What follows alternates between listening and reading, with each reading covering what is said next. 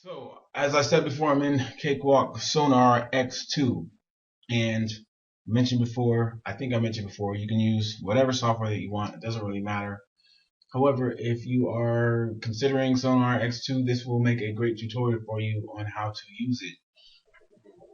But again, it doesn't matter. This system is going to work on Pro Tools, on Cubase, on um, Apple Logic, on Live, Ableton Live. Just It doesn't matter. Whatever you get used to, you can use. It'll work on a Mac. It'll work on a PC. It doesn't matter. Okay? Just want you to understand it. The basic breakdown is still the same, especially if you're in the beginning stages of making music or making beats or whatever. You want to, especially if you're in the beginning stages of learning how to make music, you want to understand what everything means. So basically in the beginning, if you don't know, music starts in bars. So the easiest way to make music is to create a 4-bar loop. There are also these things called loops that you can use, which is pieces of music or drums or whatever that you play over and over and over again, and you can create a beat that way. And that's how I did my last tutorial. However, in this tutorial, we're going to start from scratch. All right, so let's go. We're going to go in here and click File, New, and you can name your beat whatever you want to name it. I'm just going to call it, let's see, Mixer Mixer Universal Tutorial 1. All right.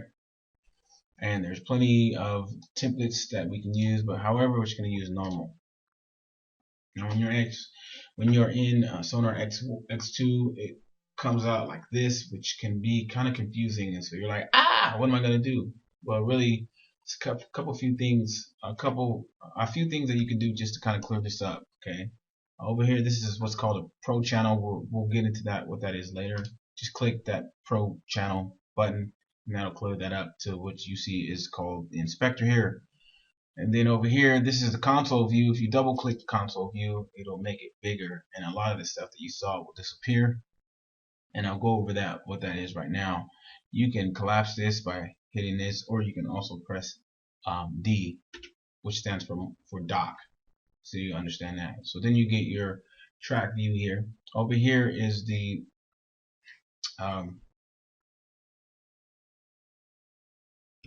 D browser, and if you click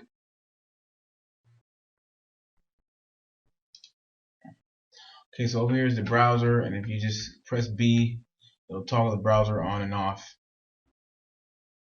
and that's it. Okay, so I'm gonna leave the inspector in here, and now we just have the track view.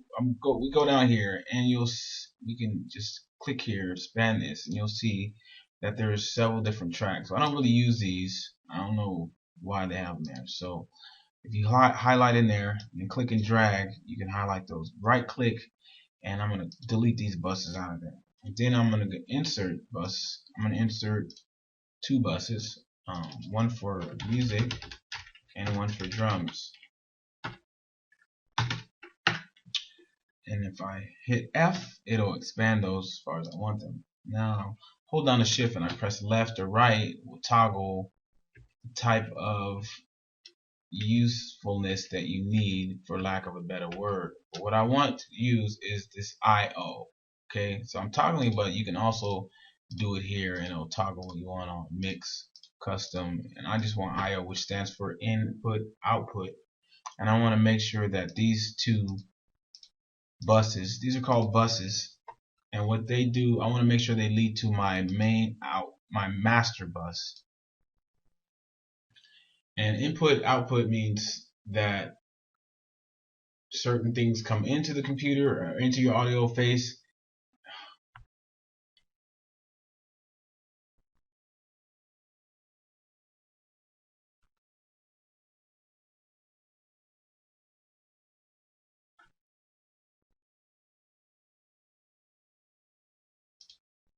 Alright, I'm killing me right now.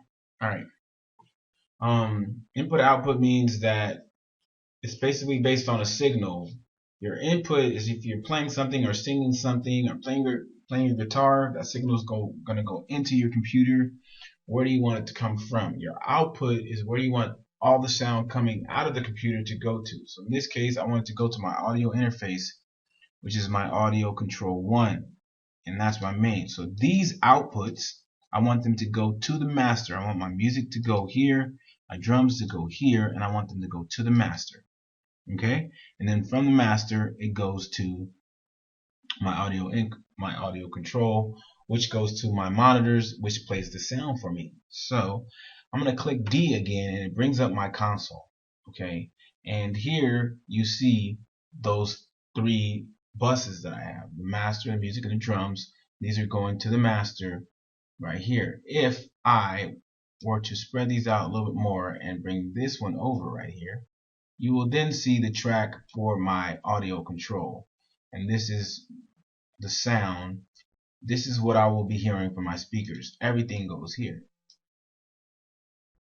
Now the only reason that I don't have these going directly to here is because I can't put any effects or anything on this track. I can't do anything. I can't put any effects on my audio control. I can only do it to these buses. So therefore I want to put, this is a space where I can put effects and stuff, and you'll get that later on in the tutorial. Alright, moving on. So I'm going to click D again. That's going to bring me back to my track view, and I'm going to collapse these buses. And in here is where all my tracks are going to be, and you'll understand what I'm talking about later on. So I'm going to toggle my browser open, and what I want to start with is I want to loop. And sometimes you can start with drums, sometimes you can start with melody, whatever you have in your head. So this time we're going to start with drums. Therefore, I'm going to click the synth, browse my synth rack, and if I click this little plus sign, it will let me open up, it'll let me insert a synth. And here I have all the VSTs, virtual synthesizers, that I can use that are available in Sonar X2. And so I can look and I can say, okay, well, what do I want to use? Well, as it turns out, I want to use Session Drummer. So I'm going to click Session Drummer, and it gives me this options. Do I want a simple instrument track, or do I want a MIDI source track and a synth track folder and an output? All that stuff is kind of hoopla. You'll understand it later. But it says, do I want to open this window? So yes, I want to open the synth property page, and I'll show you what that is. And yes, I just want a simple instrument track, just one track. Okay, I click OK. And now this here is the synth property page. And all synth property pages look like the VST instruments that we're using. Alright, and this is Session Drummer. And at the moment there are no drums in Session Drummer because they're kind of faded, right? If I click Mixer, bam, I see. Alright, so this is a VST. There's all kinds of VSTs. There's keyboard VSTs, and there's violin and strings, there's basses, there's all kinds of names, from hundreds, literally hundreds of VSTs that you can use out there. So you know, alright? This particular one comes with Sonar. Now, what I'm going to do is, this one doesn't have sounds loaded into it, so I'm going to load sounds. So I'm going to go to my browser, click Media, and I'm going to look for one shots, which is basically one sound. And I'm going to look for drums. Click these little buttons in here, and if you'll notice, you can't hear anything. You're supposed to hear something, so stop it and go to my Media, and audio preview bus needs to go to audio control. If I see, that was really loud, so I turn it down and turn off the loop preview. Loop preview means that it'll play over and over again, or loop, duh. And host tempo means,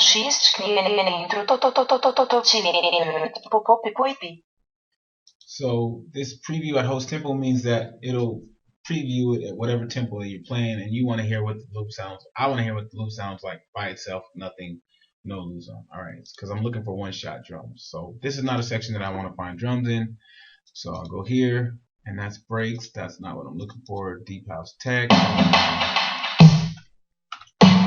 And I can just toggle.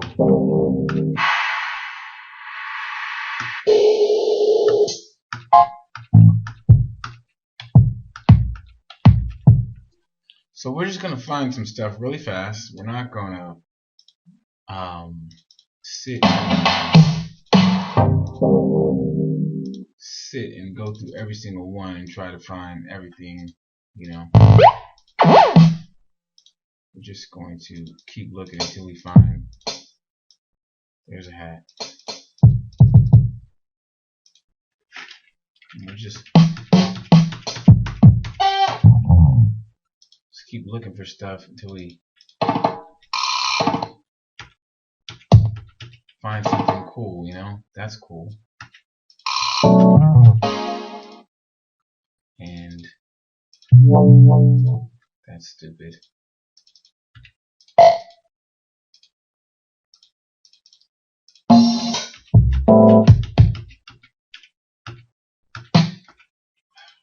Oh no. That sample magic was not what I'm looking for.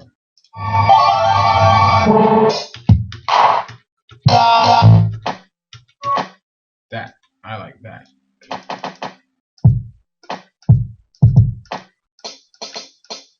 Alright, and then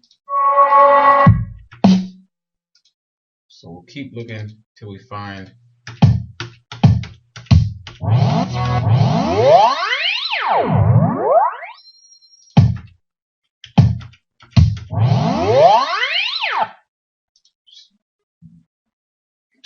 something that we like. And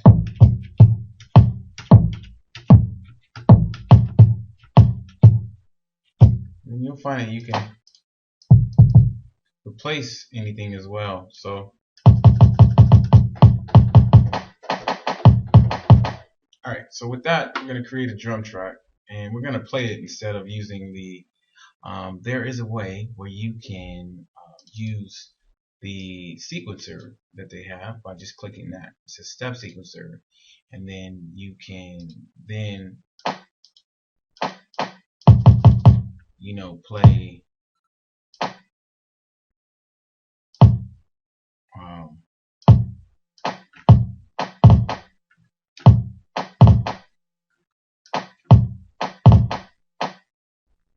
and you can just do that and just do the same thing over and over. Add stuff in here, whatever you want to do, and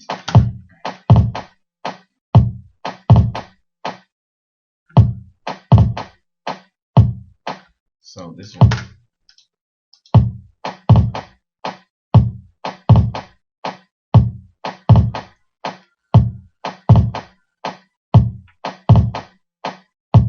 What's funny is I just stumbled on that and I actually kind of like it. So let's expand it.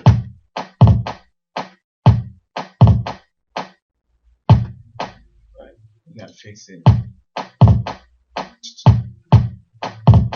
Okay, so you can go right here and we'll just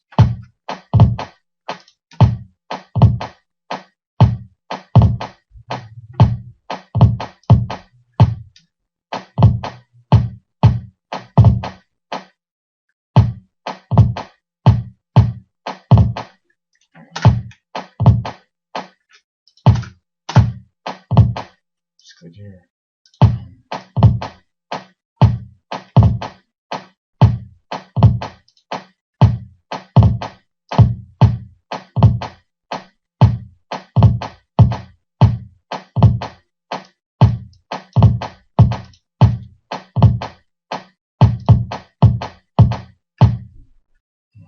Yeah, I'm screwing this up all the way, but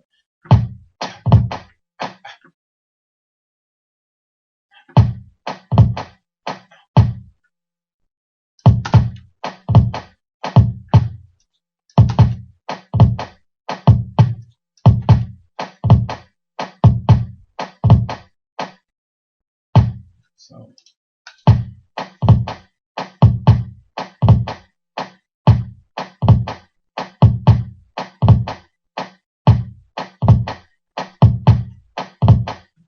and then you can just keep trying different stuff until you get what you're looking for.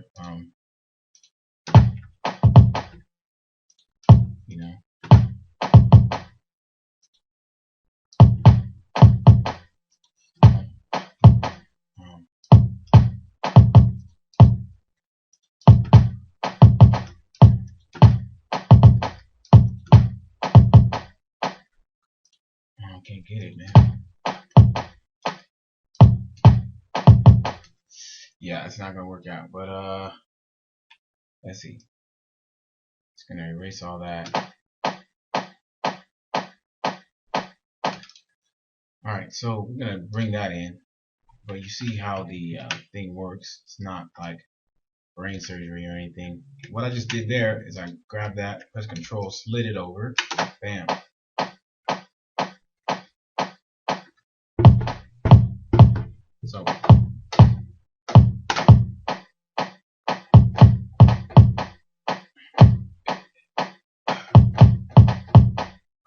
So what we're gonna do is just do a 4-bar loop. I'm just gonna keep it real simple and easy. And I'm going to change this grid, and you'll understand what the grid is for later on. But the grid basically keeps everything quantized, which means it keeps everything on time. Whenever you slide something over or back, keeps everything on time. Instead of, so you don't have to worry about if you don't have that smooth rhythm or absolute perfect rhythm, you can grid it and everything will, pretty much go on time.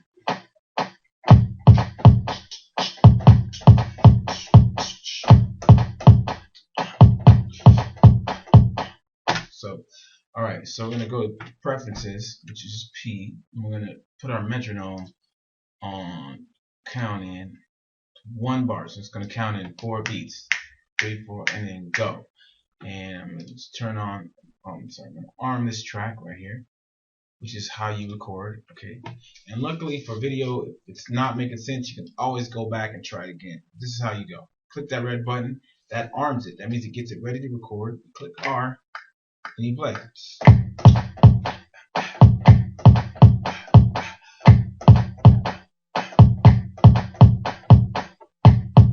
Okay, so now you hear it's off, right? Alright, so now we're going to say, it's off. But all we're going to do is quantize it. And what you do is you right click and drag, cover all these things over. Right now, I want to quantize the whole thing. I press Q, and that'll bring up the quantize, and I press OK. I want it to be on 1/16, right? So now,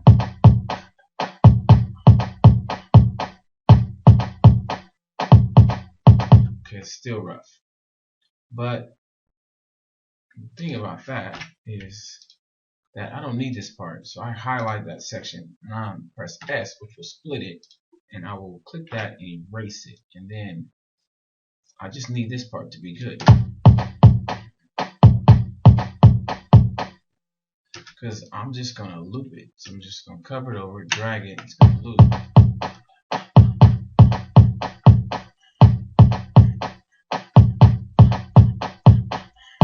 Okay, and then once I got it there, I'm gonna do what's called bounce to clip. So I'm gonna make it all one clip versus sequencer and all this other stuff. I bounce the clip, and then you can see in here that now I have this whole thing has been combined. So if I double click in there, it will go to the piano roll, and I can even see it a little bit better.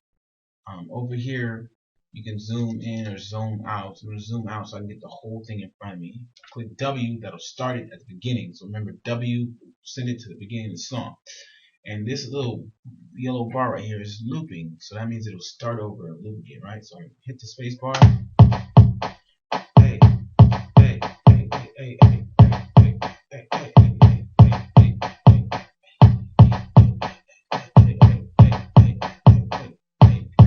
okay, so let's talk a little bit about looping.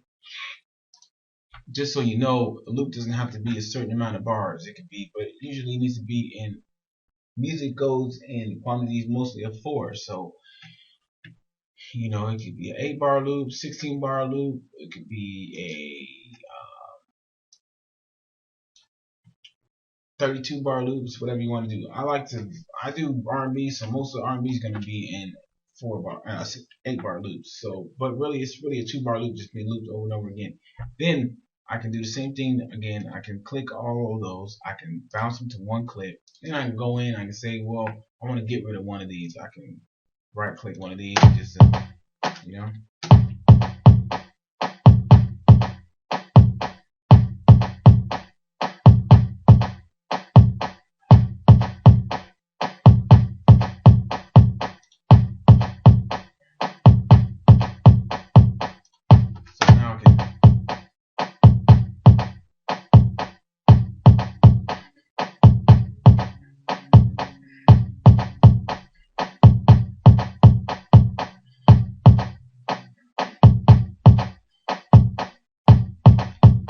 So now it's a little bit different. You know, I'm just changing it up a little bit. You'll see it. You keep going, right? So now we got.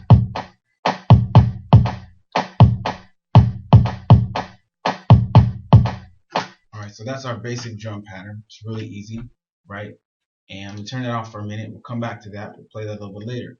All right, so we're gonna add. Now we want to add a little melody. Now I got the feel of how the track's supposed to be, so I want to add a little melody. So we're gonna go back to our synth rack. And we're gonna add. Gonna find something. The best way to get melody, I think, is either piano or guitar. I don't have a guitar, so I'm just gonna use piano. I'm gonna bring in true pianos, which is also available next to, and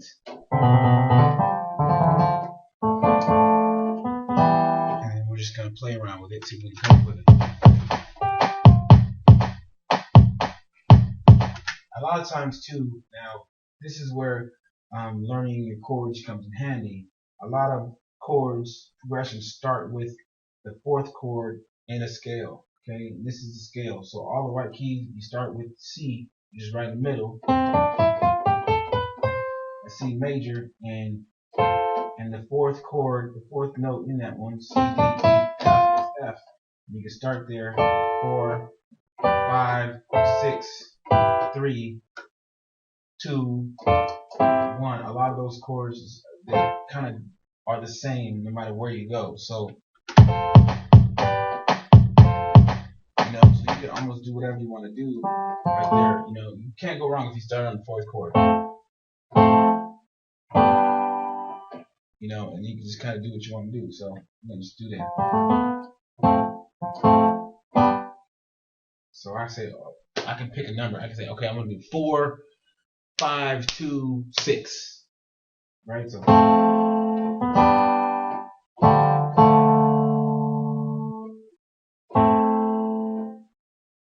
And that could be my song. It doesn't really matter. So I can say 4, 5, 2, 6. And it'll be fine. You know, be like, you can do whatever you want to do. So I'm just gonna do that. Right?